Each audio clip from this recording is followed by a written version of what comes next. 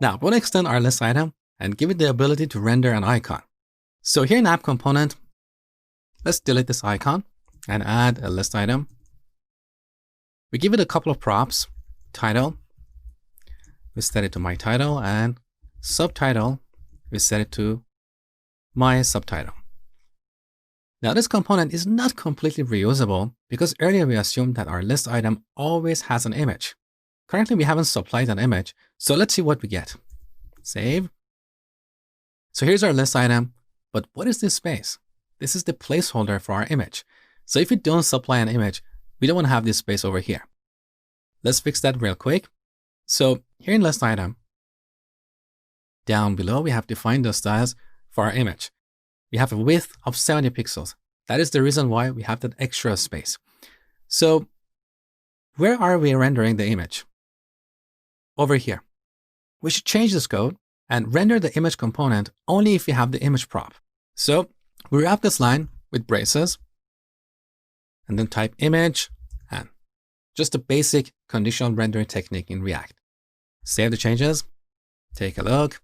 The space is gone. Beautiful. So look at the props for this component. We have title, subtitle, image, and so on. To add an icon, we can introduce a few other props like icon name, icon color, icon background color, and icon size. We'll end up with 4 extra props, and this will make the interface of this component a little bit convoluted. A better approach is to introduce a single extra prop.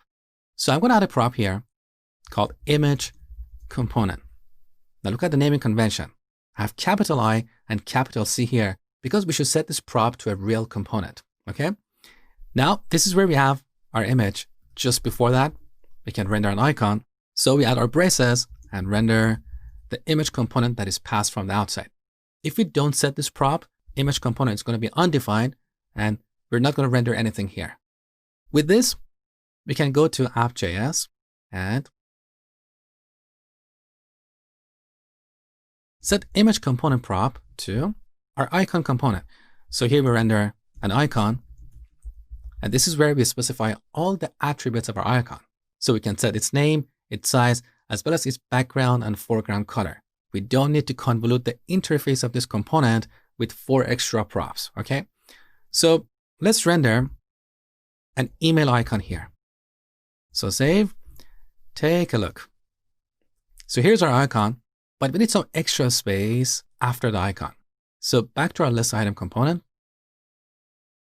Look at the styles we have defined for our image. Here we have a margin right of 10 pixels. We can take the same approach and define a style for our icon, and there we can apply a margin right of 10 pixels. But that is a bit of duplication. A better approach is to remove this margin right from here and apply a margin left to the container for these 2 text components. So here's the view or the container for our text components. I'm going to set the style to styles, the details container. Now let's implement this object. So here we set a margin left of 10 pixels. Save. Okay, here's what we get. Looks pretty good to me. Now there is one more thing we need to address here. Back to app.js. What if we don't supply a subtitle? So delete. See what happens. Here's our title. In this case, it would be nicer if this title was vertically centered.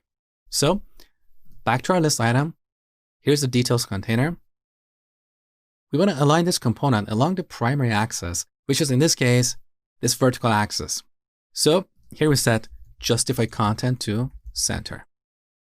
And then we have to go over here and conditionally render this app text component.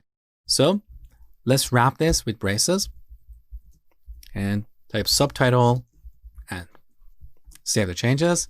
Take a look. Now our title is in the center of this row. Beautiful. So our list item is ready. Next, we're going to build the account screen.